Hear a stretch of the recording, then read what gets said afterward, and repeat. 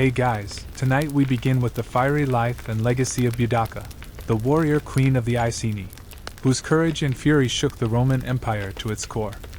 Her rebellion was bold, brutal, and unforgettable, a defining moment of resistance in ancient Britain. From being crowned queen to leading tens of thousands into battle, Boudica's life was a storm wrapped in iron and fire. So, before you get comfortable, take a moment to like the video and subscribe, but only if you genuinely enjoy what I do here. And let me know in the comments where you're tuning in from and what time it is. It's always fascinating to see who's joining us from around the world. Now, dim the lights, maybe turn on a fan for that soft background hum. And let's ease into tonight's journey together. You are not born in a palace. There are no golden cradles or marble floors. You are born in a roundhouse. Thatched roof, packed earth floor, smoke curling out of the hole in the ceiling like it's late for something. Outside the wind hums across the moors. Inside your mother hums something older. You are Iceni, born to the eastern edges of Britannia, a land the Romans will one day call a frontier, but which to you is simply home. There are no maps, only instincts. The rivers speak, the oaks stand tall, and the land feeds you when you respect it and punishes you when you don't. As a child, you are not sheltered. You are wind-battered, mud-smeared, sun-warmed. You learn to ride before you walk properly. You learn the weight of a spear before you learn embroidery, which is just as well since your embroidery looks like it lost a fight. Your parents encourage this. Daughters must be as sharp as sons. Maybe sharper. Sons can be stupid and still inherit. Daughters have to earn it. The elders teach you stories, not from scrolls, but from memory. Tales of gods with antlers, queens with iron wills, and rivers that carry away cowards. You listen with wide eyes and a mouth full of honeyed oats. You don't just want to hear the stories. You want to be one. Your tribe lives close to the land and closer to rumor. You hear whispers of strange men with red cloaks and steel sandals landing to the south. They build roads where the earth didn't ask for them. They cut down sacred groves to make space for taxes. But they are far away for now. You don't think about Rome. You think about horses. You think about the torque around your neck, bronze, heavy, passed down by the women who came before you. You think about your name, Boudica, and how it means victory. You smile at that. It feels more like a prophecy than a name. One day, the Romans will know it too. But for now, you are still growing, still watching the fog roll in, still waiting for the story to begin. By the time you're 10, you've already learned two key truths of Iceni life. 1. The Romans are always up to something. And 2. If you don't learn to swing a blade, you may end up under one. You grow up surrounded by warriors, not polished soldiers with matching uniforms and synchronized marching like the Romans, but hardened fighters with wild hair, louder voices, and absolutely no sense of indoor volume. Armor is optional, scars are not. Your tutors are not scholars. They are survivors. Your lessons begin at dawn, not with arithmetic, but with a wooden sword and a bruised shin. You learn to block before you learn to breathe through your nose properly. Every meal comes with a side of training. Whether it's dagger drills, spear throws, or dodging goats that seem personally offended by your existence. You're taught to ride by a man who's more horse than human and smells like he sleeps in hay because he does. Your first mount is a shaggy pony with one eye and the attitude of a drunk badger. You bond immediately, but it's not all violence and livestock. You sit by the fire with the elders, listening to them argue about tribal matters with the same intensity one might reserve for life and death decisions. Spoiler. Sometimes they are. You learn when to speak, when to listen, and how to roll your eyes politely behind someone's back. And then there are the druids, the local mystics. Wrapped in robes and riddles who insist on dragging you into rituals involving standing stones, sacred oaks, and long-winded poetry that may or may not be about you. One particularly dramatic elder insists you were chosen by the gods. You're not sure which gods or what for, but it sounds vaguely threatening. You grow into your name, Boudica. Victory, and soon you are queen not by birthright alone but by alliance. You marry Prasutagus, the ruling king of the Iceni. A clever man, a cautious man, and, importantly, a man who has learned to smile politely at Rome while gritting his teeth. Rome doesn't conquer all at once. Sometimes it offers contracts instead of swords. That's what happened to your husband. After an earlier revolt in 47C, not led by you yet, the Aini agreed to become a client kingdom of Rome, a friend. You remain independent in theory. In reality, you're now expected to nod approvingly at Roman taxes, Roman architecture, and Roman officials who can't pronounce local names. As queen, your life changes. You live in a larger roundhouse now, one with Roman pottery, and the occasional visitor in polished armor who smells like olive oil and superiority. You wear fine wool and imported jewelry, but you never forget the feel of iron and bone. You host feasts. You pour wine. You endure Roman small talk. One governor gifts you a polished bronze mirror. You almost return the favor with your axe. Still, you play the role well. Diplomacy is another kind of war, and you learn its rhythms. You watched Precitus walk the tightrope. He trades with Rome, keeps the peace, but never quite trusts the hand he's shaking. Together, you rule a tribe that hasn't surrendered, but hasn't rebelled yet. You give birth to daughters, two strong, sharp-eyed girls. They ride like lightning and bite like it, too. You train them to speak with fire. You don't raise them to marry well. You raise them to survive. Then your husband grows sick. The illness spreads slowly like ink in water. Prasutagus knows what happens to tribal lands when kings die without a Roman-friendly plan. So he does what he thinks is wise. He writes a will. He names Rome as co-heir to the Iceni kingdom alongside you and your daughters. He thinks it's clever, a compromise, a bridge. But Rome doesn't do co-parenting, especially not with women. You bury your husband in silence. You place his talk on the altar. And then you wait, not for grief to pass, but for Rome to arrive. And they will, not with condolences, but with chains. Your husband's body is barely cold when they come. Roman administrators wearing smug expressions and impractical cloaks arrive at your settlement not to mourn but to audit. They don't bring condolences.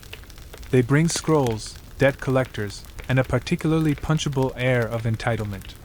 Prodigus will, naming Rome and his family as heirs, ignored conveniently. The empire claims everything. Land, weapons, livestock, treasure, even your throne. As if grief wasn't insulting enough, they inform you that the Aeni are now fully under Roman control. No vote, no ceremony, just Latin paperwork. And a forced smile. You try diplomacy. You quote their own laws back at them. They quote steel back at you. Then it escalates. Roman soldiers storm your home. Not with an army. They don't need one. Just enough men to send a message. They tear down your status like it's scaffolding. They strip you, beat you publicly. The queen of the Aeni dragged through the dirt in front of your people. And your daughters, you dare not speak it aloud. What they endured was beyond cruelty. The kind of trauma Rome writes off as discipline. The kind that never leaves a mother's heart. You hold them afterward, trembling and silent. You look into their eyes and something old stirs inside you. Older than Rome. Something the Romans never understood. Fury with purpose. The village elders urge patience. They fear Rome's retribution. They speak of survival, of waiting, of silence. You do not scream. Not yet. But inside you a new oath is written. The Aeni are watching. Your people kneel beside you in the dirt. Not in weakness, but in shared rage. This wasn't just an insult to you. This was a message to every Briton. You will bow or we will break you. And you think if they wanted you broken, they should have killed you. You don't rise for your own dignity. You rise because the land itself demands it. The ancestors demand it. The gods of oak and iron demand it. You rise because your daughters will never be anyone's spoils. And somewhere far away, Rome has no idea that they've just made their worst mistake. They said it was justice. Order, policy, a necessary correction. But what you remember is the sound, the whip on your back, the silence of your people, the weight of your daughter's stares. Not full of fear, but something worse, understanding, because they know this isn't about tribute, or land, or politics. It's about humiliation. You Boudica, queen of the Aini, dragged from your home and lashed like a thief in front of your tribe. Not executed. No, that would have made you a martyr. This is more efficient. You're alive, broken, visibly disgraced, meant to serve as a warning. But whoever authorized this had clearly never met an angry Briton. The scars on your back don't hurt as much as the memory of your daughters. What was done to them? What can't be undone? They are too young for vengeance, but you are not. And as the blood dries, you begin to calculate. You don't scream. You plot. You attend the tribal councils. You say little, you listen more. You gather the whispers of other tribes just as angry, just as bruised. The Trinants, the Katui, the Diani. Rome thinks you are all fractured, and they're right. But even a cracked rock can crush a man's skull if dropped from high enough. You begin speaking in metaphors. Fire, storm, the mother bear who loses her cubs. You do not demand war. You offer revenge as a natural consequence. The women hear you first, then the elders, then the warriors. You train in secret. Old weapons are reforged. The druids begin chanting at night. The gods are listening. So are the Roman spies. But by the time they understand what's building, it will be too late. You braid your daughter's hair with iron clasps. You sharpen your spear. You paint your face not for ceremony, but for war. One morning you look in the river and don't see a queen. You see an executioner. Rome thought it was punishing you. What it actually did was give you the one thing no empire should ever hand its enemies. A reason. The wound has not healed. But now it bleeds forward. You don't make speeches. Not at first. You don't need to. The people have seen your back. They've seen your daughters' faces. That's the only campaign poster you need. But war needs momentum, not just pain. So you ride village to village, campfire to council fire. Your presence does the talking. Tall, fierce, wrapped in a wolf fur cloak. Your red hair wild in the wind. Some say your eyes gleam like coals. That's an exaggeration, probably. But you let them believe it. Fear travels faster than truth. You speak of freedom, but not in pretty metaphors. You remind them what the Romans did to you. To them you name the taxes, the floggings, the gods disrespected, the groves desecrated. You speak plainly because rage doesn't need poetry. The tribes gather. First the Trinants, old enemies of Rome. Then others.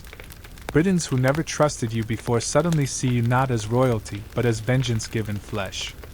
You sharpen not just weapons but memory. You smear your face with blue W. It stains your skin like ice. It isn't just for intimidation, though it works. It's ritual, a rebirth. You are not the woman who was beaten. You are the storm she became. Your army grows. Thousands upon thousands, peasants with sickles, warriors with blades, druids with eyes that stare too long.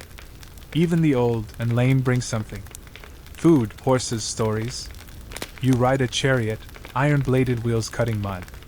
Your daughters ride with you, not as ornaments, but as omens. You are a family affair now, a mother not just of children, but of rebellion. Word reaches Roman ears, of course. At first they laugh. The queen leading an army. How quaint. Then scouts report numbers. Scale. Coordination. Rome stops laughing. But they still don't believe you'll actually do anything. After all, Britons bicker. Tribes feud. Women mourn. They don't lead wars. They don't burn cities. But you are not here to meet expectations. You are here to set them on fire. Smoke rises from your campfires, but soon, very soon, the smoke will rise from theirs. They keep coming, first in dozens, then hundreds, then thousands. They arrive on horseback, on foot, by cart and chariot. Some wear cloaks of wool. Others come nearly bare, painted. In swirling blue, eyes bright with something between faith and fury. There are farmers who've never held a weapon, and warriors who've forgotten what it's like not to. A boy no older than your daughters insists on bringing a slingshot made from his father's belt. You don't send him home. You nod because this is no longer a rebellion. This is a reckoning. The Roman word for you now is terror muliebris. The terror of a woman. You imagine them muttering it around fires. Half mocking, half worried. You hope it haunts their dreams. Your camp grows into a mobile city. Traders arrive to sell bread, arrows, and talismans shaped like your chariot. Bards begin composing songs before the first real battle is fought. Your name passes from lips like a prayer or a threat, depending on who's listening. Still, you keep order. You appoint scouts, messengers, commanders of villages and clans. You don't want chaos. You want something Rome will never see coming. Organization. Every night the fires burn bright. The druids chant in languages older than empires. You bless weapons with blood, sometimes pig, sometimes not. You don't ask. There's no official head count, but the Romans will later claim your force was over 100,000 strong. You don't count. You feel them. The heat, the noise, the pressure of 10,000 dreams pushing behind your chariot wheels. Your daughters sleep near you, curled beneath a bear pelt. You watch them. They sleep like children, but they march like queens. You look at the assembled army, your people, your fury, your fire, and you think, this is what Rome was afraid of, and they were right. You are not Caesar. You are not crowned in gold. But you are followed, not for conquest, for justice, not for wealth, for vengeance. You tighten the grip on your spear. Soon there will be a Roman city on the horizon. And behind you, a sea of spears that refuses to forget. You choose Camulodunum first, the Roman colony at the edge of Aeni territory. Once it was a tribal stronghold. Now it's a Roman veteran settlement fat with smugness and marble. A model city for civilizing the Britons. It even has a temple. Not to your gods, of course. No, they built a gleaming shrine to Emperor Claudius, their dead emperor. As if worshipping a Roman corpse somehow legitimizes the living ones. The locals call it sacred. Your people call it offensive architecture. You don't arrive quietly. The scouts see you coming, or more precisely, they see the dust cloud you bring with you. Your army is too large to hide, and frankly, you've no interest in hiding. Subtlety is for traitors. This is a warning. Roman officials scramble. There are no legions stationed here, just retired soldiers and their families, men who thought their work was done. They arm themselves with rusted blades and parade armor. You arrive to find them preparing speeches, not defenses. You give them neither quarter nor time. The city falls in a matter of hours. Your army moves like a tide, smashing gates, toppling columns, torching villas. Your chariots circle, driving the terrified into narrow streets. The Roman citizens scream for mercy. You remember screaming too once, but not today. The temple of Claudius is the last to fall. The defenders barricade themselves inside, praying to stone and plaster. It takes 2 days to burn it down. Not because of resistance, but because the fire is slow and thorough, like your memory. By the 3rd day, Camulodunum is ash. And the message is sent. Rome has lost the city, not to another empire, not to a rival army, but to the very people it claimed were already conquered. You stand among the ruins. You don't smile. This isn't joy. It's necessity. The wind shifts. Smoke clings to your cloak. Somewhere behind you, your daughters collect bits of scorched bronze trophies from the temple. You let them. They deserve to carry weight. This is only the beginning. The next target is richer, larger, more important, and very, very Roman. Londinium. You don't rest long. You can't. Word spreads like fire, and so does fear. Rome knows now, and Rome responds, but not fast enough. You ride south toward Londinium, the jewel of Roman Britain, a trading hub, a commercial artery. It's young, but bustling, full of merchants, soldiers, and colonists. They say it's the empire's future. You decide to cancel that future. Along the road, the people begin to flee. You don't chase them. You don't need to. Their panic works better than any banner. When refugees outrun soldiers, you know your message is landing. By the time you reach the outskirts of Londinium, you see it. The red cloaks are gone. Governor Gas Suetonius Paulinus, a hard man busy putting down a rebellion in Wales, made it back just in time to retreat. He looked at your numbers, your fires, your smoke-darkened sky, and did the most Roman thing imaginable. He left. He abandoned the city to save the province. You don't hesitate. Londinium is wide open. Streets meant for parades now run with ash. The marketplaces that once sold olive oil and honeyed dates are stripped clean, then razed. Roman homes, warehouses, bathhouse, all reduced to cinders. There are those who stay. Some believe the empire will protect them. Some are too old, too proud, or simply too slow. You issue one final offer. Leave now or be judged by the gods of your land and mine. Many ignore you. History will call what happens next a massacre. The Romans naturally will count the bodies. Tens of thousands, they'll say. Maybe that's true. But what you know is this. You were unheard and now the world listens. Among the flames you find a Roman ledger half burned. It lists names beside debts. You toss it into the fire and keep walking. No temples are spared. Not this time. You tear the statues down with your own hands. The gods who watched your daughter suffer get no mercy. By nightfall, Londinium is silent.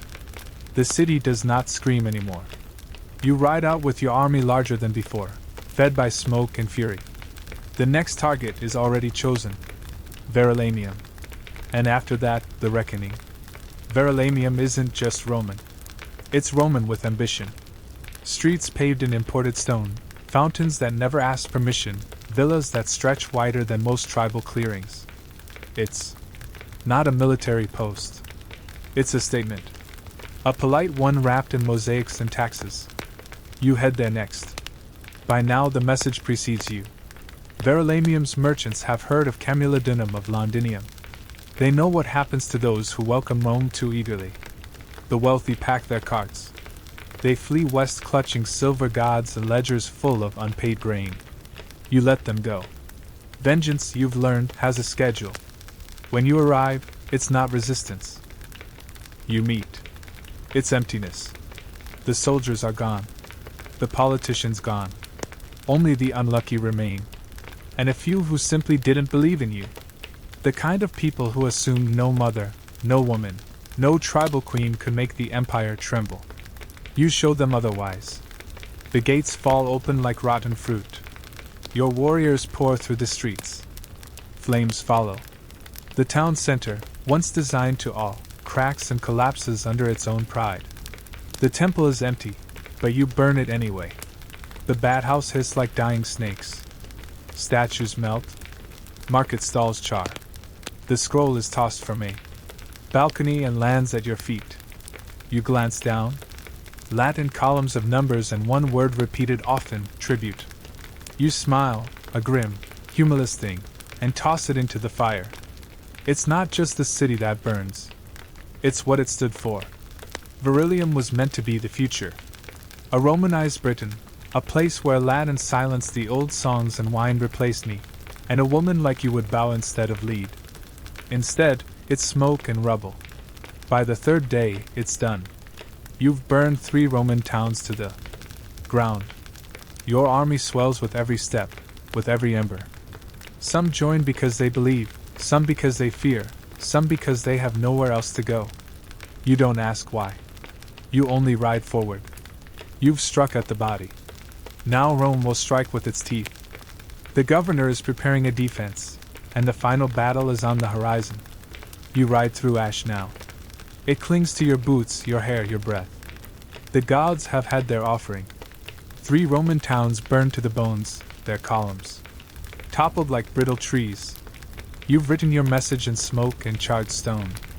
But you're starting to feel the weight.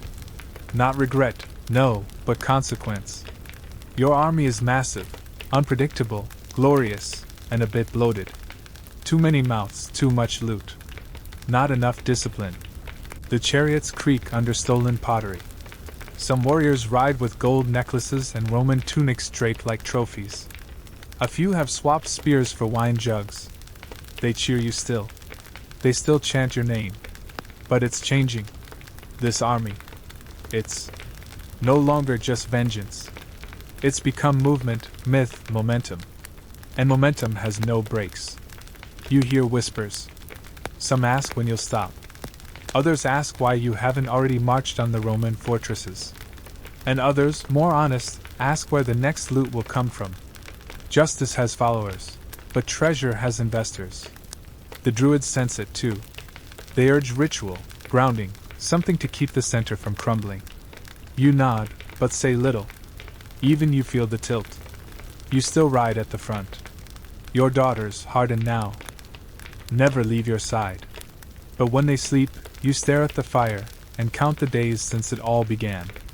You thought revenge would taste sharper, but instead it tastes like iron and smoke. A bitter tea with no end. Rome is regrouping. Suetonius has returned from Wales with a real army this time. Hardened veterans, tight formations, real discipline. You hear he's chosen a battleground. A narrow valley with woods at his back. No flanks to outmaneuver. No place for your wild cavalry to sweep around. You've burned cities. But cities don't fight back. Now you'll face soldiers. Real ones. The ones who don't panic when you scream. Who don't run at the sight of blue war paint or hear gods in the wind. You have numbers, tens of thousands. But he has precision. The Druids say the gods still favor you. The omens are still strong.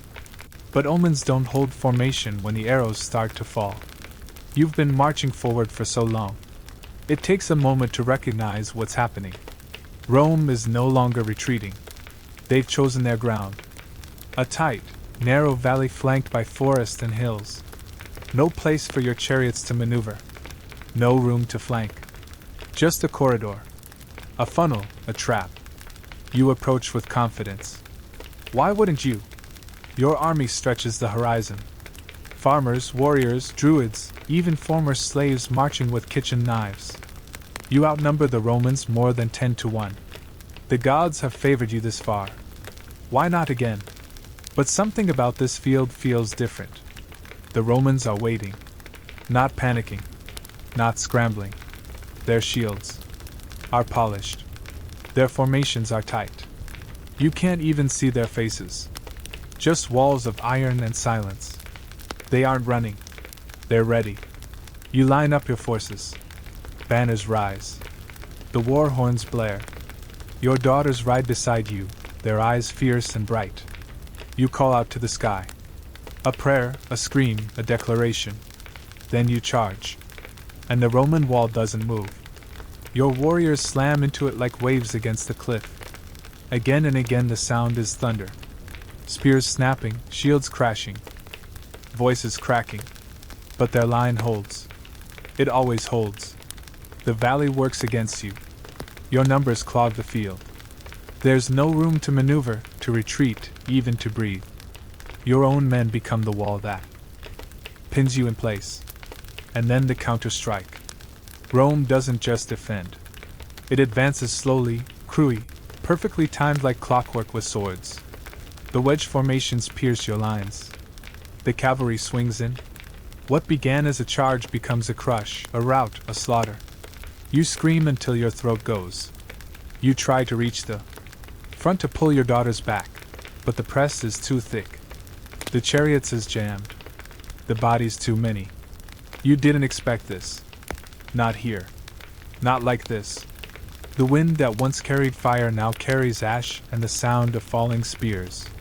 This is not a battle. It is a reversal. The Romans have remembered who they are, and they are done running. You stay until the end. Even as the screams fade and the earth turns red beneath your feet. Even as the sky fills not with divine fire, but with crows, even as your warriors, those who once sang your name like a war drum, fall one by one beneath the Roman blades, you do not run. You dismount when your chariot can go no farther. You draw your blade, iron dulled at the edge, but still sharp enough for this. You find your daughters amid the crush. They're alive, bloodied, breathing. You press your foreheads together. No words, just recognition. Shared fire, shared end. The druids are already dead. Their chants drowned by steel. Your army gone. Some trampled, others broken, others fleeing into the woods. Rome does not chase. It doesn't have to. The battle was surgical, brutal in its efficiency, a lesson written in flesh. You brought a tidal wave. They brought a dam, and it held. You retreat only when you must. Slipping into the trees like a shadow. You find a hollow not far from the battlefield. Quiet, untouched, your daughters with you. The three of you sit beneath a twisted yew. You watch the branches sway, slow and heavy, like the breathing of the land itself. This wasn't just a defeat. It was the end of something older than Rome. The old gods, the old ways, the dream of a Britain that could belong to itself. They will write that you poisoned yourself, that you chose death over capture. Maybe that's true. Maybe not. No one will ever really know. What matters is this. You didn't die on your knees. You didn't die silent. You rose. You burned. You fought. You gave the empire a scar it would never forget. The Romans will claim victory, but even Suetonius will admit it. Your rebellion nearly lost them Britain. You weren't just a queen. You were a storm in human form. And even after your body returns to the earth, the name Boudica will echo through fear, through fire, through every woman who refuses to be forgotten. The battlefield is quiet now. Suetonius, the Roman governor, surveys the carnage. His men collect weapons, strip bodies, pile the dead. Efficient, grim work. History demands records. And Rome, ever practical, begins rewriting before the blood has even dried. They call it a victory. Of course they do. They say Boudica died honorably or dishonorably or disappeared. No one agrees. Tacitus claims she took poison. Cassius Dio suggests illness. Some say she rode into the mist and became legend. A nice story, easy to market. But Rome prefers closure, something footnotable. Your daughters vanish from the record entirely, which is Rome's way of admitting you scared them. Britain remains under Roman control. But it's different now. The empire doesn't build new temples to Claudius. It tightens the reins, fortifies the settlements, garrisons more troops. They rule, yes, but cautiously with the occasional glance over the shoulder. They'll pretend you were a fluke. A moment, an outburst, but moments don't burn cities. Outbursts don't rally nations. You became the one thing Rome couldn't annex. A myth. Years pass, centuries. The empire collapses as all empires do, but your name survives. Passed in whispers through British woods, carved into stones, sung in halls lit by fire and defiance. They turn you into a symbol. Sometimes a queen, sometimes a goddess, sometimes a mother of the nation. The Victorians, always sentimental, will build a bronze statue of you in London. Chariot wheels spinning, daughters by your side, forever frozen just before the charge. You who nearly broke the empire reduced to tourist inspiration. But you don't mind because myths are stubborn. And fire, even once extinguished, leaves behind heat. In every rebellion, your shadow lingers. In every march, your footsteps echo. In every woman told to sit down and stay quiet, there's a whisper. Boudica did not.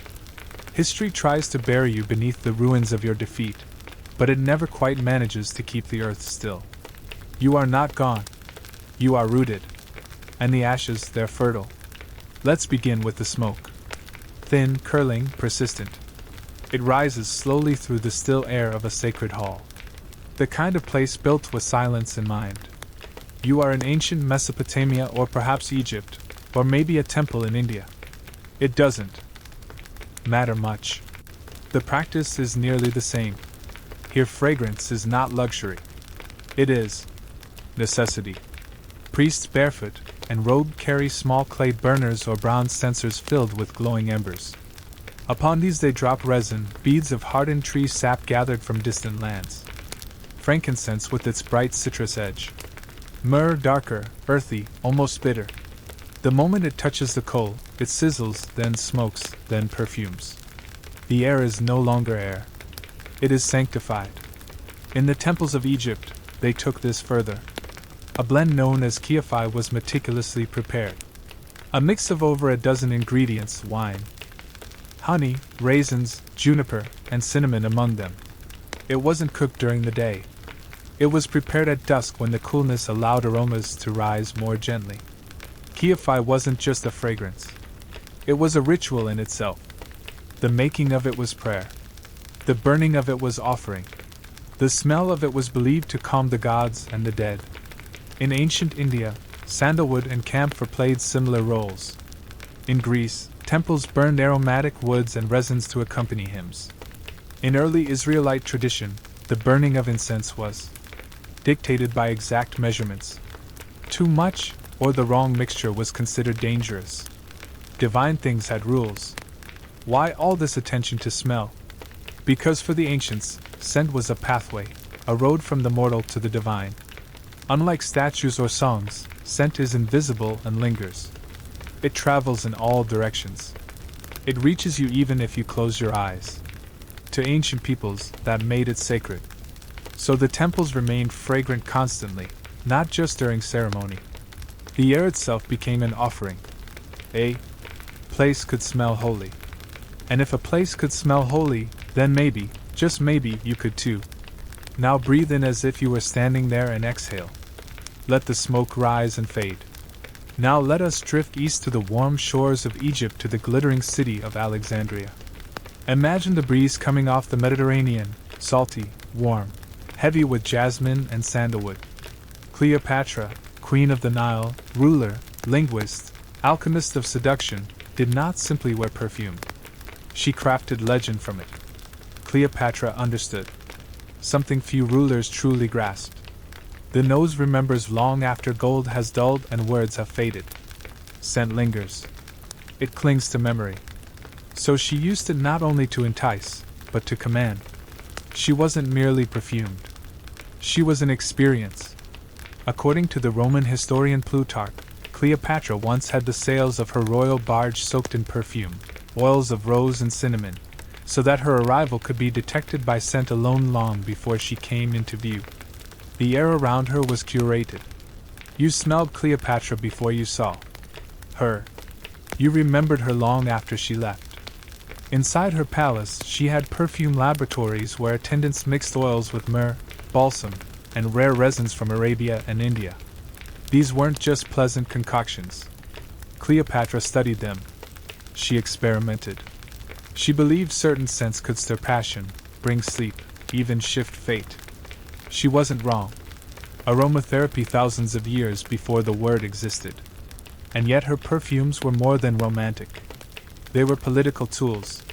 When Cleopatra met Julius Caesar, and later Mark Antony, she was already a master of timing, dress, and smell. She knew which oils to wear in which settings: frankincense in temples, neroli for banquets, musk and spikenard in private chambers. Every note had a purpose. There is even a legend that Cleopatra once created a scent so alluring that it caused a general to forget his own name. That may be fiction. But what is certain is this: no other ruler made fragrance into a language as she did. For Cleopatra, perfume was not indulgence. It was power. It was strategy. A whisper delivered not through voice but through the air itself. So tonight, if your room is still, imagine her walking past. You won't hear her, but perhaps you'll smell rose and cinnamon and honeyed wind, and that will be enough. Now let the breeze take us to the marble courtyards of Greece and Rome, lands of columns, scrolls, and long philosophical walks. But tonight, we do not come for debate. We come for fragrance. The Greeks approached scent with curiosity. They believed aroma was more than decoration. It shaped behavior, even morality. Hippocrates, the father of medicine, recommended aromatic baths and massages to maintain balance in the body and mind. For him, rosemary oil wasn't just pleasant. It was medicinal. Sandalwood soothed. Myrrh purified, scent aligned the soul. But not everyone agreed. The philosopher Plato looked at perfume with suspicion. In his view, perfume's softened character made one lazy, indulgent. A strong citizen, he argued, should smell like hard work, like olive oil and wisdom, not exotic spices. And yet, in practice, most Greeks ignored him. Fragrance remained popular at banquets, weddings, and athletic festivals. Wreaths of lavender or mint were worn on the head, not just for style, but to keep the mind alert. Then came the Romans, and they didn't just adopt Greek perfumes. They escalated the entire affair. Romans perfumed everything. They bathed in rose water, scented their clothes with saffron, and even sprinkled perfumed dust on banquet floors so that each footstep released fragrance. At grand feasts, guests were anointed with oils between courses. Some wealthy Romans had fountains that sprayed perfumed water into the air. The Emperor Nero once ordered an entire ceiling to rain rose petals and myrrh onto his guests. And yet even the Romans argued about excess.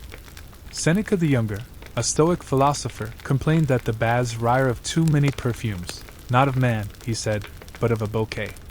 To him, virtue did not wear cologne. Still, perfumes remained deeply embedded in Roman life, in romance, ritual, and death. Perfume bottles made of glass, alabaster, or clay were buried with the dead. Scent was not just for the living, it was for remembrance. In both Greece and Rome, perfumes walked the line between luxury and necessity, virtue and vice. They were invisible yet powerful, capable of changing the mood of a room or the memory of a moment. Now we drift further back in time to the cradle of civilization where rivers cradle reeds and the ziggurats rise like steps to the heavens. Ancient Mesopotamia, Sumer, Akkad, Babylon. Long before Cleopatra's perfumed sails or Roman rosewater fountains, people here were already obsessed with scent. In clay tablets dating back over 4,000 years, we find recipes for perfumes. Some were dedicated to gods, others to kings. These early perfumers used crushed herbs, resins, and flowers mixed into animal fats or pressed oils. Myrrh, cypress, calamus root, even cedar ground into paste. These were not random mixtures. They followed proportions. Methods. They wrote it all down in cuneiform. The first known perfume manuals. Scent was deeply tied to status. The priests of the great temples anointed statues of deities daily, not with water, but with sacred oils. To neglect the scenting of a god's statue was considered sacrilege. Fragrance maintained cosmic order. That which smelled good was pure. That which stank was chaos. In Babylon, the hanging gardens may or may not have existed. But aromatic plants like coriander, thyme, and roses certainly did. The palace. Gardens weren't just for food or beauty. They were perfume factories. As the wind blew through them, the air itself became an extension of power. Perfume also played a role in courtship.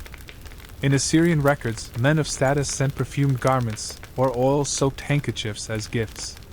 These gestures spoke volumes without a word. "I smell like wealth," they said. "I am worth remembering." Mesopotamian burial rites also included perfume. The body was washed with oils, the tomb filled with scented goods. In life, scent was status. In death, it was dignity. They believed fragrance might help the spirit transition gently. And then there were the merchants. Babylonian traders traveled far for spices and resin. The scent trade was one of the earliest global networks, linking the Indus Valley, Arabia, and Egypt in a quiet, fragrant economy. The cost of myrrh rivaled gold. Let the sand settle now and step quietly into the heart of ancient Egypt, a place where scent was not merely a pleasure, but a gateway to eternity. In Egypt, perfume was inseparable from ritual, medicine, and the afterlife. It wasn't just for the living, it was for the dead. And so, the art of embalming became the highest form of perfumery. The process was elaborate. The body was washed in palm wine, not to cleanse, but to purify. Then natron, a kind of natural salt, was applied to draw out moisture.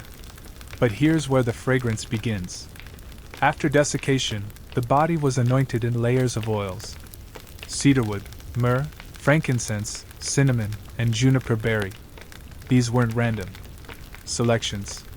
Each oil served a spiritual purpose, and each scent had symbolic meaning. Frankincense, with its citrus-like bite, was said to drive away evil. Myrrh represented healing. Cinnamon warmed the body. These oils didn't just preserve, they consecrated. The goal of mummification was not simply to stop decay. It was to transform the body into something holy, something divine, something sweet-smelling.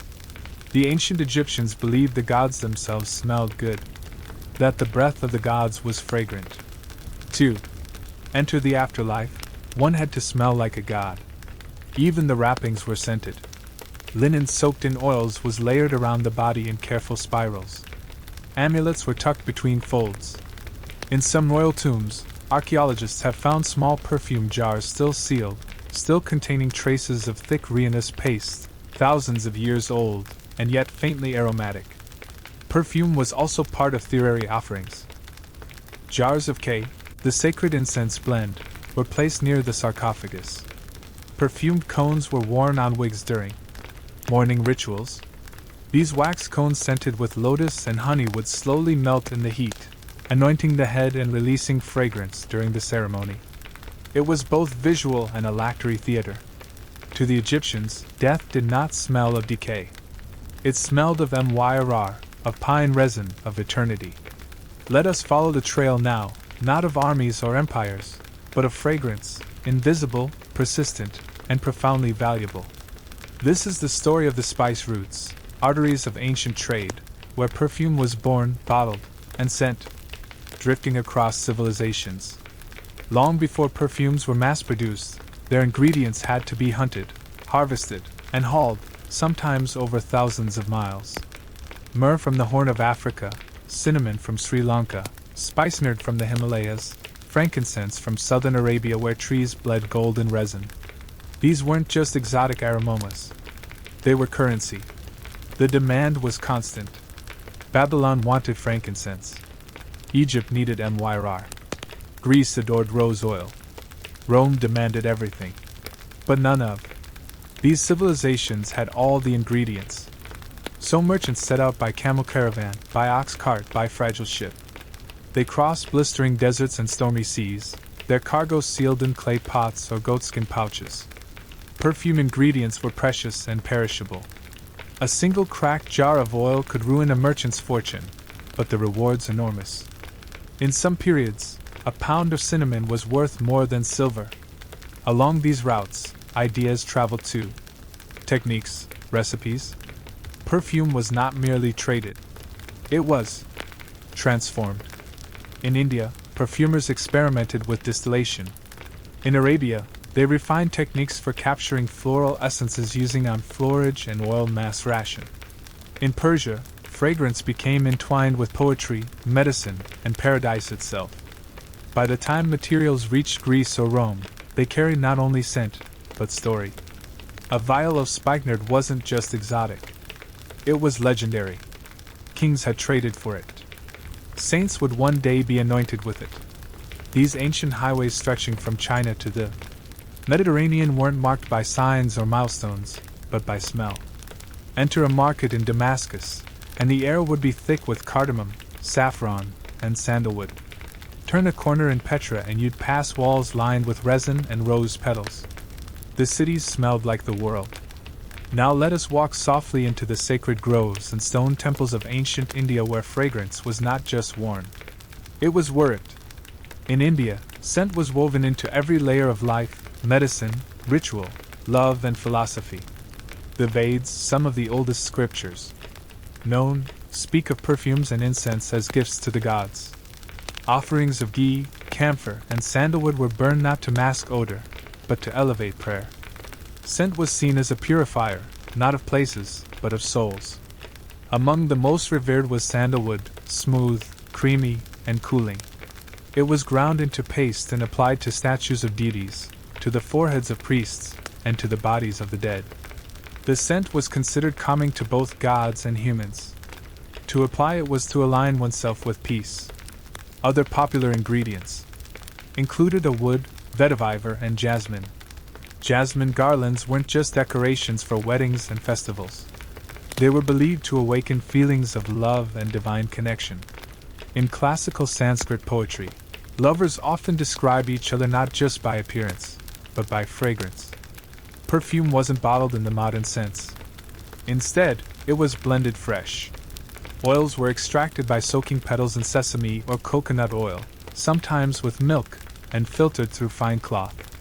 This slow, deliberate process gave rise to attars, concentrated natural perfumes that were treasured for their complexity. But perhaps the most remarkable aspect of Indian perfumery was its link to meditation and healing. In the system of Ayurveda, certain smells were said to balance the body's energies known as dashas. For example, cooling vetiver soothed inflammation. Warming cinnamon stirred sluggish circulation. The nose in this philosophy was the entrance to the brain, and therefore the gateway to consciousness itself. Incense too was central. In temple halls, thin sticks of duper smoke coiled toward the ceiling, carrying prayers upward. In homes, families lit incense at dawn and dusk, welcoming and releasing the day. Even now, millions continue the ritual quietly, reverently, without a word. Let us now cross into ancient China, a land of balance, silence, and subtle beauty. Here scent was not loud or lavish. It whispered. It drifted gently like calligraphy in the air. In early Chinese culture, perfume was not about adornment or seduction. It was about harmony. Scent aligned the spirit with nature and brought the inner world into balance with the outer one. It was philosophy, not fashion. The ancient Chinese used incense far more than oils. Oils were considered too strong, too assertive. Incense, on the other hand, had discipline. It could be measured, timed, and shaped. Thin coils burned for hours, marking the passage of the day. In Buddhist temples, monks used sandalwood and agarwood incense to focus their meditation. The soft smoke served as both clock and compass, leading the mind inward. Confucian scholars, too, were deeply devoted to incense. A quiet study would not be considered complete without a bronze censer gently smoking in the corner. The scent was thought to cleanse the mind before study or writing. It wasn't decoration. It was preparation. In Taoist practice, fragrance symbolized qi, the vital energy of life. If your surroundings smelled wrong, your body was probably imbalanced. Aromatic herbs like cassia bark, star, and clove were prescribed not only to improve scent but to restore health. Fragrance, medicine, and spirit were all one. Even clothing was scented. Small pouches called nang were worn at the waist filled with fragrant herbs. These weren't just pleasant, they were protective. It was believed that wearing herbs like mugwort and patchouli could ward off illness and evil. During the Tang and Song dynasties, such sachets became an art form, embroidered, jeweled, and gifted during festivals. Perfume was also used in poetry. The great poets of the Tang era often described seasons not by color or sound, but by smell. Spring came with plum blossoms, autumn with fallen leaves and old wood. A person's memory, or their character, could be described by the scent they left behind. Now let us take a final breath. A breath that travels across time, across deserts and rivers, palaces and temples. We return to the present. But the fragrance of the ancient world still lingers faintly, stubbornly. Much of what was once known about ancient perfumery has vanished. The formulas were kept as secrets, guarded by priests, physicians, and perfumers. Some recipes were inscribed on clay tablets, others on papyrus scrolls. Many were lost to fire, flood, or conquest. The great libraries of Nineveh and Alexandria both held fragrance texts. None survived intact. And yet here and there, whispers remain. In 2012, archaeologists unearthed a 2,000-year-old perfume factory in Cyprus. Burnt clay vats, traces of lavender and olive oil. In Egypt, residues found in tomb jars suggested mixtures of MYRR, cinnamon, and lotus oil. In Israel, scholars have attempted to reconstruct the sacred temple incense, the kataret, based on ancient texts. The ingredients still debated, still sacred. Even Cleopatra's perfumes have been reimagined.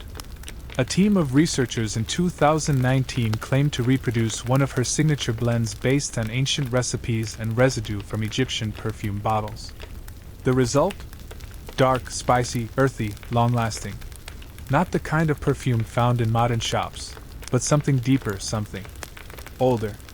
Perfume, after all, is memory suspended in oil. It tells stories silently. You cannot hold it, yet it holds you. One drop can carry 1,000 years. Today, the descendants of those ancient scents live on in rituals, in medicine, in flowers pressed between pages. Modern perfumers still use aphromaga wood, just as in China. They still use myrrh and frankincense, just as in Mesopotamia. Rose oil, still expensive, still beloved, just as Cleopatra favored. Even the idea of scent as sacred remains. Lighting incense before meditation. Spraying perfume before a special evening. Washing a loved one's hands in rose water.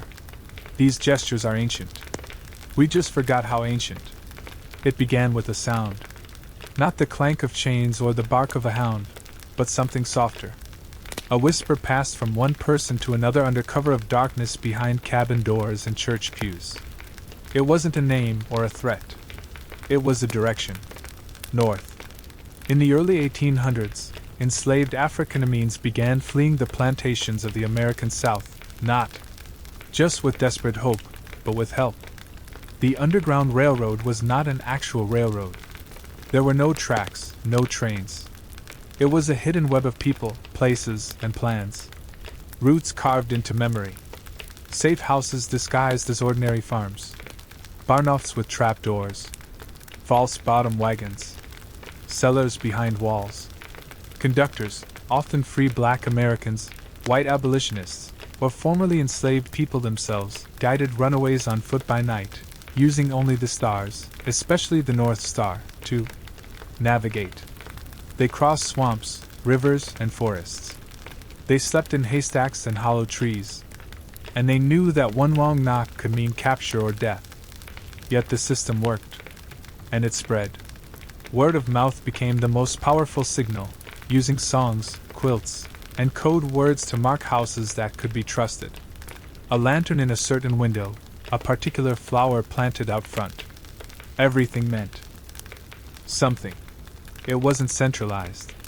There were no headquarters. It was a living organism built on bravery shaped by secrecy. And it relied entirely on trust. A person risking everything to run had to rely on strangers in strange lands with no certainty of safety.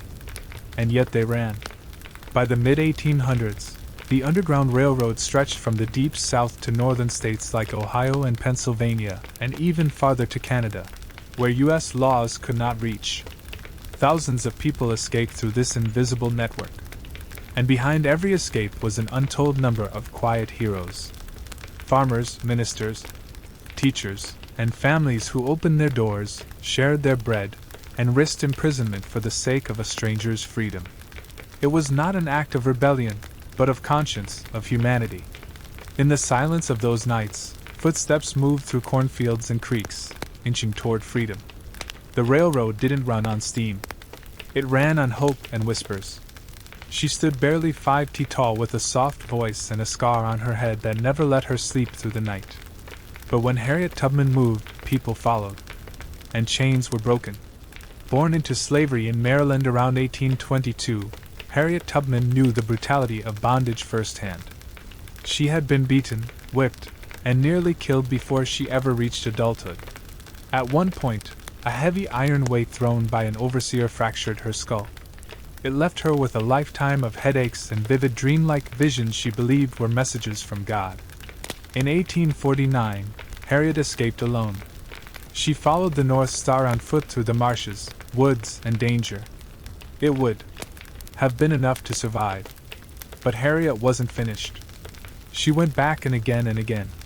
Over the course of a decade, Harriet Tubman returned to the South an estimated 13 times, guiding over 70 enslaved people to freedom. She never lost a single one. Not a single person under her care was captured. A feat so extraordinary it became legend even in her lifetime. She carried a pistol, not just for protection against slave catchers, but to prevent anyone from turning back. The stakes were too high. If you were with Harriet, you kept going forward. They called her Moses after the biblical figure who led his people out of Egypt. Like Moses, she relied on faith, but also on precise planning, uncanny timing, and trusted allies. She knew which homes to stop at, which rivers to cross, and which towns to avoid. She moved at night, using songs and bird calls to communicate in code. Harriet Tubman eventually became one of the most wanted women in the South. A $40,000 reward was once offered for her capture, an astronomical sum for the time, but no one ever turned her in. Later, she would work as a nurse, a Union Army spy, and a suffragist. But it was her time on the Underground Railroad that shaped her legend, not as a myth, but as a symbol of what one person can do against the system built to crush them. Harriet Tubman did not free half a nation. She simply refused to leave anyone behind.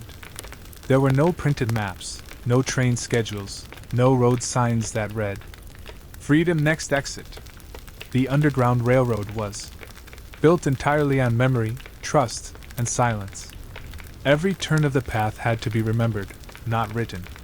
Every safe house had to look like any other farmhouse on the outside and something entirely different within. Routes varied depending on the time, region, and threat level. Some ran through dense forests of the Corollas. Others followed the rivers of Ohio or the winding roads of Pennsylvania. For many, the final destination was Canada, where U.S. law could not drag them back. But getting there meant navigating through hundreds of miles of slave patrols, bounty hunters, and betrayal. That's where the genius of the system came in. Safe houses known as stations were often homes of abolitionists, Quakers, free black families, or sympathetic farmers. These homes might contain hidden rooms behind staircases, trapdoors in kitchen floors, or false walls that led to candlelit cellars. Some even used hollowed-out wagons with false bottoms to transport passengers during the day. The people who guided escapees from one safe location to another were called conductors. They memorized entire networks, landmarks, friendly homes, dangerous areas, and often risked arrest or worse if caught. Passengers had to trust these conductors completely. There was no going back. But how did they communicate all this without tipping off slave owners or authorities? Code. A song sung in the fields might hold a double meaning. Follow the drinking gourd was more than music. It was a set of directions.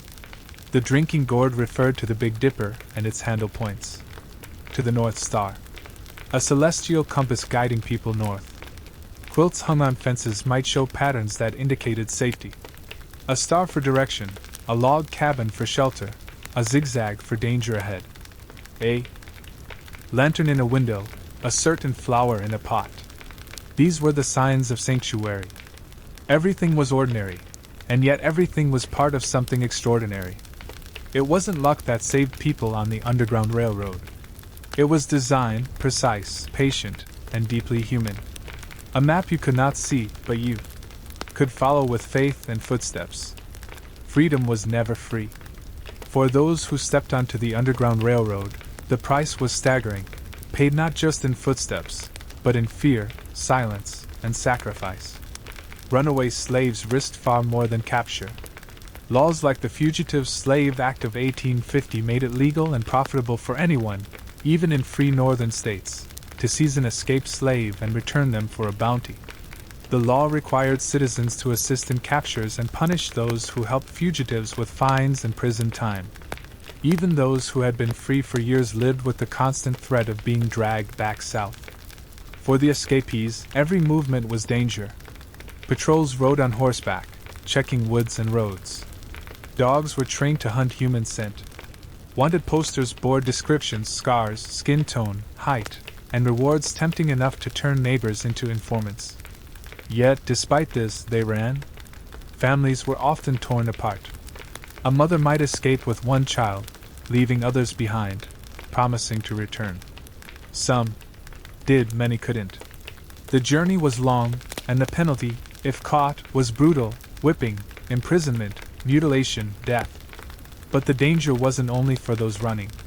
The conductors and allies who opened their doors were also hunted.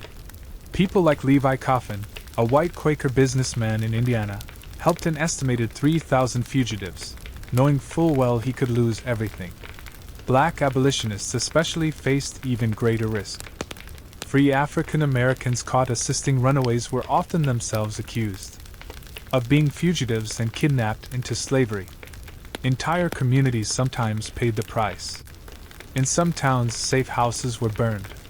In others, Underground Railroad participants were attacked or driven out. Still, they persisted. Because for many the question wasn't whether it was legal. It was whether it was right. These were not professional spies or trained revolutionaries. They were farmers, teachers, ministers, mothers, and children. Ordinary people doing extraordinary things in the face of terrifying consequences. What made the Underground Railroad remarkable wasn't that it existed. It was that, despite the cost, it never stopped. Every lantern lit in a window was an act of defiance. Every door opened was a quiet revolution. And every step taken toward freedom was a step into danger willingly embraced. In the heart of many southern and northern black communities, there stood one building that was more than just a place of worship. It was shelter. It was strategy. It was signal. The church. For those fleeing slavery and for those helping them, the black church was both fortress and flame, sacred in more ways than one. While slave owners allowed some religious gatherings, they often restricted unsupervised worship, fearing what they called Negro spirituals might stir rebellion. And they weren't wrong. Those songs carried more than faith. They carried information. Swing Low, Sweet Chariot wasn't just a hymn. It was a message that a chariot, a conductor or wagon, was coming soon to take someone home. Code for a journey north. Wade in the water advised fugitives to travel through rivers and streams, not just to escape dogs, but to erase scent. Songs like these were sung slowly, gently in rhythm with labor, appearing harmless, even soothing to white overseers. But among the enslaved, they passed instructions right under watchful eyes. Church basement, especially in the north, often became hiding places. Rooms tucked beneath the sanctuary, where food and bedding were hidden behind choir robes and hymnals. Ministers sometimes served as conductors, using their sermons to alert congregants about upcoming movements or dangers, cloaked in biblical language that doubled as operational briefings. In Philadelphia, Mother Bethlehem Church, the first African Methodist Episcopal church in the U.S., became a cornerstone of abolitionist activity. In Ohio, churches along the border became known as stations, not just for their sermons, but for their secret back rooms and sympathetic members. Even in the South, where risks were highest, prayer meetings and hush arbors deep in the woods allowed enslaved people to gather, share songs, and pass information. They used rhythm and rhyme to remember complex instructions in a world where reading could cost you your life. The church gave more than shelter. It gave a voice. It gave songs. It gave hope wrapped in harmony. And so as the sun went down and the fields grew still, voices would rise softly in the dark. It sounded like praise. But it was also a plan. The Underground Railroad was not built by any one group, race, or region. It was held together by a fragile alliance of farmers, ministers, school teachers, sailors, and shopkeepers, each risking their safety, their families, and often their lives for a cause greater than themselves, freedom. Some were well known, like William Still, a free black man in Philadelphia who is often called the father of the Underground Railroad. As chairman of the Vigilance Committee, he recorded names, dates, and stories of those who passed through his care. His records became one of the most valuable historical documents we have today. But he didn't keep them for fame. He kept them so families might one day find each other again. Then there was Levi Coffin, a white Quaker merchant in Indiana whose home became known as the Grand Central Station of the Underground Railroad. With his wife Catherine, he helped thousands of fugitives. Their home had hidden compartments, fake walls, and always an extra pot on the stove. Levi never hid his efforts, though many begged him to stop. He simply said, "I knew my duty." But for every known name, there were dozens more we'll never hear about. Unnamed women who sewed disguises, children who stood watch at the window, sailors who hid fugitives in ship holds, and innkeepers who left keys under stones. Abolitionist newspapers printed subtle messages and updates. Couriers delivered letters in code. Some white Southern allies even helped people escape under the noses of their own families and neighbors. These helpers didn't always agree politically or religiously. Some were deeply devout. Others were simply driven by a sense of right and wrong that could not be silenced. They didn't need to be perfect. They just needed to act. And they did. The Underground Railroad wasn't fueled by institutions or armies. It was powered by ordinary people doing the right thing quietly over and over again. They didn't ask for credit. They just left a door unlocked, lit a lantern, gave a meal, whispered, "Go now!"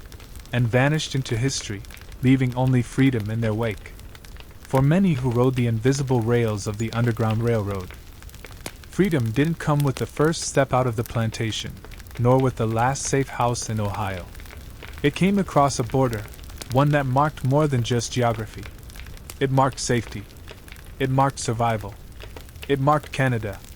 In the early to mid-1800s, even northern U.S. states became unsafe after the passage of the Fugitive Slave Act of 1850, which allowed escaped slaves to be captured and returned from almost anywhere in the country. No papers, no questions. Freedom was fragile unless it lay beyond America's reach. So they pressed on. Canada, under British law, had abolished slavery by 1834. Once fugitives crossed into Ontario, often by way of Detroit, Buffalo, or upstate New York, they were finally beyond the grasp of slave catchers and U.S. law. There they could breathe. Not easily, not always safely, but legally. That mattered. The journey was brutal. Long stretches were made on foot. Rivers had to be crossed in rowboats under the cover of night. Some fugitives bribed ferrymen. Others waited for ice to form before walking across. Each crossing was a gamble. And yet they came. By some estimates, 30,000 to 40,000 formerly enslaved people made it to Canada. Entire communities formed in places like Windsor, St. Catharines, Buckton, and Toronto. There were schools, churches, businesses. Black Canadians began publishing newspapers, founding anti-slavery societies, and advocating for civil rights, not just for themselves, but for those still in bondage back south. Harriet Tubman herself lived in St. Catharines for several years, using it as a base for her return trips into the U.S. to rescue others. For her and many others, Canada wasn't the end. It was a beginning, but it wasn't a paradise. Racism and economic hardships still existed. Black settlers were often segregated and given the hardest, lowest-paying jobs. But they were not property. They were not hunted. And that difference meant everything. So imagine the moment your feet touch foreign soil. Your heart is still racing. You turn and look behind. Across the river, across the past, then forward. For the first time in your life, no one owns you. You are free and the stars are still overhead. The Underground Railroad didn't just change lives. It rattled the foundations of a slaveholding society. And that society fought back. To Southern slave owners, every successful escape was more than lost property. It was a crack in the wall of their power. Their wealth, laws, and way of life all relied on one brutal fact. People were treated as things, and the Underground Railroad shattered that illusion one step at a time. So they struck back with fear. Posters offering rewards for fugitives became a common sight. $100, $500, even $1,000 for a man, woman, or child returned dead or alive. Slave catchers, some sanctioned by law, others simply bounty hunters, roamed northern states with dogs, pistols, and forged paperwork. Free black Americans were often kidnapped off the street and sold back into slavery under false claims. To make escape even harder, Congress passed the Fugitive Slave Act of 1850, the most draconian version yet. It forced northern officials and citizens to aid in recaptures. Judges were paid more for ruling in favor of slaveholders. And anyone who assisted in escape, even with bread or shelter, could face fines and jail. The law turned even free states into hunting grounds. Cities like Boston and Philadelphia became battlegrounds between slave catchers and anti-slavery activists. In some cases, mobs broke into carouses to rescue captured fugitives before they could be sent south. The South, meanwhile, painted the Underground Railroad as criminal conspiracy. Pro-slavery newspapers accused Northern abolitionists of stealing property and inciting rebellion. Rumors of insurrection spread fear and were sometimes used to justify brutal crackdowns on enslaved communities. And yet the railroad pressed on because the very intensity of the backlash only deepened the resolve of its operators. They dug tunnels, added false walls, built tighter networks. Some moved further north into Canada to avoid the growing reach of federal enforcement. The resistance didn't stop the railroad. It revealed just how powerful it had become. Every capture sparked outrage. Every escape gave hope. And every clash over fugitive slaves pushed the nation closer to a breaking point, one that would erupt soon enough in civil war. But before the armies marched and the battle flags flew, there were whispers and wagons and the quiet rebellion of ordinary people doing what the law forbade and what conscience demanded. The Civil War came, and with it the Emancipation Proclamation, the fall of the Confederacy, and the legal end of slavery in the United States. But long before Lincoln signed a single document, long before armies clashed at Antietam or Gettysburg, freedom was already being claimed in secret, by torchlight, by footstep, by those who ran, and those who reached back to help others follow. The Underground Railroad was never a building, a monument, or a government program. It left behind no statues at the time, no official medals or records. Its legacy was carved into the soil, the stars, and the memories of those who walked it. It lived in stories, whispered, shared, sometimes believed, sometimes dismissed. And yet, it persisted. Today, the paths walked by fugitives are honored in museums, memorials, and preserved homes. Places like the Harriet Tubman Underground Railroad Visitor Center in Maryland or the National Underground Railroad Freedom Center in Cincinnati stand as quiet testaments to those who risked everything for liberty. But its true legacy goes beyond any one location. It lies in the idea that ordinary people facing monstrous injustice found ways to resist. Without armies, without laws, without power. They resisted with quilts and songs, with lanterns and windows, with unlocked doors and unspoken trust. They forged networks without blueprints. They helped strangers with no promise of reward. And they answered the question again and again, not what can I do, but what must I do? That is the Underground Railroad's deepest lesson. Not just that freedom is precious, but that it is possible and that courage does not always roar. Sometimes it simply waits in a field after midnight, holding out a hand. The echoes of the railroad live on in every act of conscience that defies cruelty.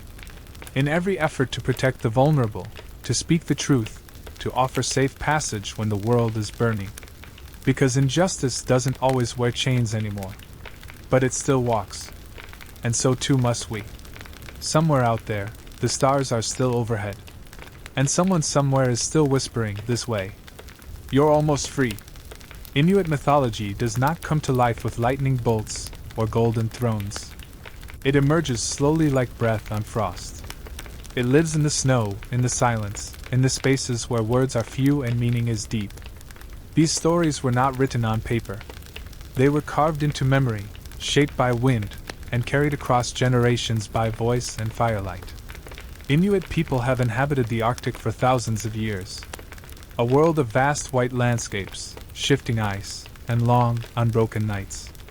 In this frozen world, survival depends on deep respect for nature. So too does their mythology. Their stories aren't simply entertainment. They are lessons. How to live, how to hunt, how to honor the balance between humans, animals, and spirits.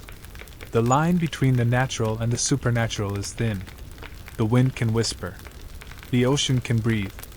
The animals can hear your thoughts. Unlike many mythologies that separate gods from mortals, Inuit tales are more intimate. The spirits live among the people. They watch. They guide. sometimes they punish. They are not distant. They are personal. Elders would tell these tales in low voices inside snow houses wrapped in fur with the wind howling just outside. Children listened not just to learn the stories, but to understand the land. A myth about a raven wasn't just a bird tale. It taught cleverness. A story about a seal spirit wasn't just eerie. It reminded hunters to offer thanks for the animal's life. Time moved differently in the Arctic. So did storytelling. No clocks, no rush. A story could stretch over a night or a season. Each retelling would shift slightly like drifting snow shaped by the teller, the audience, the moment. Inuit mythology is not a single book or pantheon. It is a constellation of beliefs shaped by different Inuit groups across Alaska, Canada, and Greenland. But the themes echo transformation, survival, the spirits of animals, the power of the sea, and the mysterious presence of Sedna, the sea goddess, the mother of all marine life. These aren't just old tales. They are living echoes in the ice, still carried by wind, still whispered in the dark. Beneath the frozen waves of the Arctic Ocean, in a kingdom of cold silence and drifting bones, lives Sedna. She is not a goddess in the classical sense. She does not sit on a throne. She does not wear a crown. She is tangled in the currents, her hair long and dark, her fingers lost to betrayal. Sedna is the most powerful spirit in Inuit mythology, the mother of all sea creatures. The seals, whales, walruses, and fish are said to have come from her. She governs the ocean's bounty, and if she is angered, the hunt fails. The sea goes quiet. The people go hungry. Her story changes from place to place, as all oral traditions do, but the bones remain the same. Once she was a young woman. Some say the daughter of a creator god. Others say a girl of no special birth. Many versions tell of how she refused suitors or was tricked into marrying a bird or a dog disguised as a man. Her father, seeking to rescue her or rid himself of shame, takes her away by boat. But the storm rises as the sea crashes around them. Her father, in fear or desperation, throws Sedna overboard. She clings to the side of the boat, screaming for help. But he cuts off her fingers one by one. As they fall into the sea, each severed piece becomes a creature. A seal, a fish, a whale. Sedna sinks. She does not die. She becomes now. She dwells beneath the sea in a shadowy realm. Her hair always tangled, her spirit always watching. When hunters are greedy or disrespectful, she withholds the animals. She must be appeased. A shaman is sent into trance, journeying beneath the sea, combing her hair, calming her fury, asking for forgiveness. Sedna is pain. Sedna is power. She is the memory of betrayal and the keeper of balance. She is why hunters must give thanks. Why no part of the animal is wasted. Why silence follows the kill. She is the ocean's grief and its mercy. And even now, under the ice, Sedna waits, listening. In the Inuit world, animals are not just animals. They are watchers, teachers, spirits wrapped in fur and feather, fin and fang. To survive in the Arctic is to live among beings that are powerful, intelligent, and deeply aware. You do not conquer them. You speak to them, and sometimes they speak back. Inuit mythology is filled with stories of animals that walk between worlds, not just physically, but spiritually. Some transform, appearing as humans in animal form, or animals who shed their skin to walk among people as men or women. These are shapeshifters, and they carry both wisdom and danger. The raven is one of the most enduring figures, a trickster, clever and unpredictable. In some stories, he steals the sun to bring light to the world. In others, he plays games with humans or rearranges the landscape just for amusement. Raven is not evil, but he is never entirely safe. He is a reminder that nature does not always follow your expectations. The polar bear, Nanak, is not just a mighty hunter. He is sometimes a guardian spirit, sometimes a man in a bear's body. To kill one is to enter a sacred contract. The bear must be honored, its bones returned to the earth, its soul thanked, or else the spirits may turn cold and silent. Then there are the spirits that guard the animals themselves. Every creature, seal, fox, caribou has an Inua, a kind of soul. If the animal is mistreated or taken without respect, its Aina can return in anger. Some Inuit stories tell of animals who come back disguised as people to punish or test those who forget gratitude. And always, beneath the surface there is the quiet truth. Humans are not the masters of nature. They are guests, temporary ones. And the animals, seen or unseen, are older than memory. So children are taught early. Do not. Gods from mortals, Inuit tales are more intimate. The spirits live among the people. They watch. They guide. Sometimes they punish. They are not distant. They are personal. Elders would tell these tales in low voices inside snow houses wrapped in fur with the wind howling just outside. Children listen not just to learn the stories, but to understand the land. A myth about a raven wasn't just a bird tale. It taught cleverness. A story about a seal spirit wasn't just eerie. It reminded hunters to offer thanks for the animal's life. Time moved differently in the Arctic. So did storytelling. No clocks, no rush. A story could stretch over a night or a season. Each retelling would shift slightly like drifting snow shaped by the teller, the audience, the moment. Inuit mythology is not a single book or pantheon. It is a constellation of beliefs shaped by different Inuit groups across Alaska, Canada, and Greenland.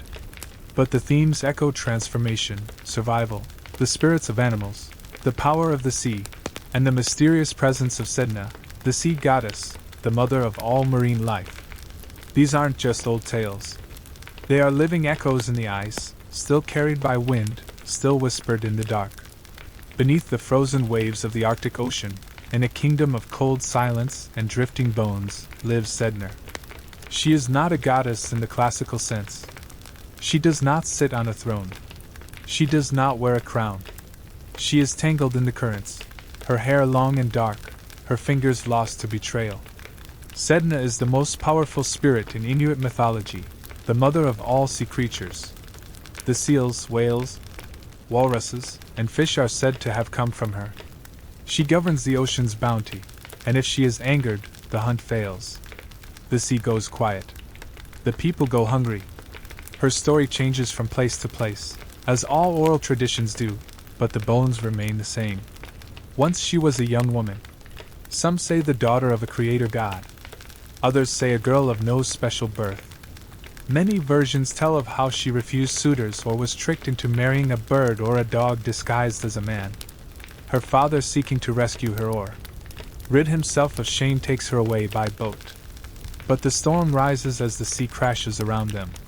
Her father, in fear or desperation, throws Sedna overboard. She clings to the side of the boat, screaming for help. But he cuts off her fingers one by one. As they fall into the sea, each severed piece becomes a creature. A seal, a fish, a whale. Sedna sinks. She does not die. She becomes now, she dwells beneath the sea in a shadowy realm. Her hair always tangled, her spirit always watching. When hunters are greedy or disrespectful, she withholds the animals. She must be appeased. A shaman is sent into trance, journeying beneath the sea, combing her hair, calming her fury, asking for forgiveness. Sedna is pain. Sedna is power. She is the memory of betrayal and the keeper of balance. She is why hunters must give thanks. Why no part of the animal is wasted. Why silence follows the kill. She is the ocean's grief and its mercy. And even now, under the ice, Sedna waits, listening. In the Inuit world, animals are not just animals. They are watchers, teachers, spirits wrapped in fur and feather, fin and fawn. To survive in the Arctic is to live among beings that are powerful, intelligent, and deeply aware. You do not conquer them. You speak to them, and sometimes they speak back. Inuit mythology is filled with stories of animals that walk between worlds, not just physically, but spiritually. Some transform, appearing as humans in animal form, or animals who shed their skin to walk among people as men or women.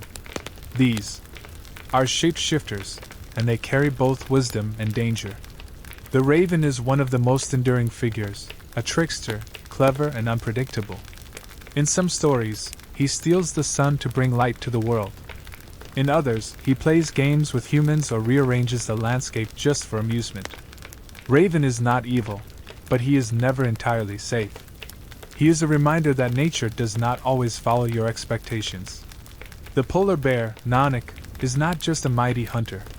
He is sometimes a guardian spirit, sometimes a man in a bear's body.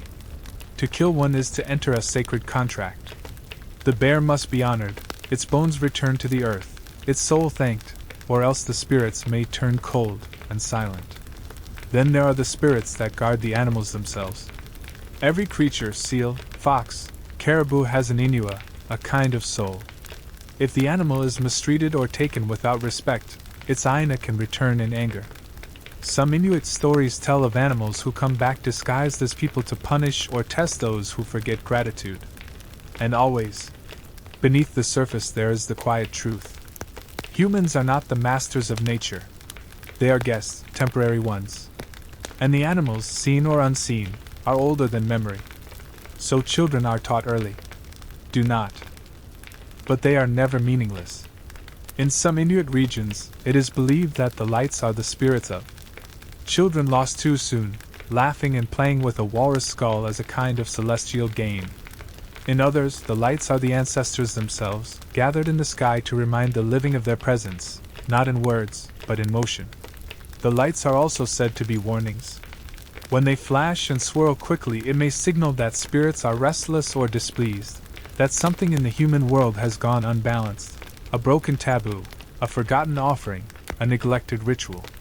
The sky remembers what we forget. Because of this, the aurora must be treated with deep respect. Children are told not to whistle at the lights. It might call the spirits too close. Some say whistling can make the lights descend and slice off your head. Others say it opens a door for the dead to enter the world of the living. The Inuit did not fear the lights, but they did not take them lightly. They were watched with reverence. They were signs, messages, warnings, or sometimes simply gifts. And even now, when the lights appear over a quiet village, the old stories stir. People step outside and watch. They fall silent, feeling something ancient move above them. No voice explains it. No science replaces it. Because sometimes what dances in the sky is not a question to solve. It's a reminder that we are never alone under the stars. In the beginning there was ice and silence. The land was flat, endless, and covered in snow, untouched by human foot or animal track. But even in that emptiness, life was waiting. Inuit creation stories don't begin with fire from the heavens or gods sculpting mountains. They begin with nature itself, vast and mysterious. The world was not made at once. It formed slowly, spirit by spirit, breath by breath, shape by shape. One story tells of Raven or Tuligak, a powerful and clever spirit who once lived in the dark. For there was no sun, no moon, no stars. The world was shrouded in permanent shadow. Raven grew tired of stumbling in blackness. And so with trickery or wisdom or both, he stole light from a selfish being who had locked it away. He flung it into the sky, breaking it into pieces. The sun, the stars, the moon. Raven's gift gave the Arctic its long summer days and its haunting winter nights. Other stories speak of giants who once walked the land, beings of immense power and loneliness. These giants shaped mountains with their hands, carved rivers with their footprints, and filled the oceans with their tears. Eventually they faded, but their bones became the land. Their breath became the wind. There are also tales of two brothers, spirits who argued over how to make the world. One brother created caribou, sleek, fast, and wild. But the other said they would be too hard to hunt. So he made them weaker and a balance was formed. These stories remind listeners that the world is not perfect. It is negotiated. Everything has its cost. Creation in Inuit belief is not a one-time event. It is ongoing.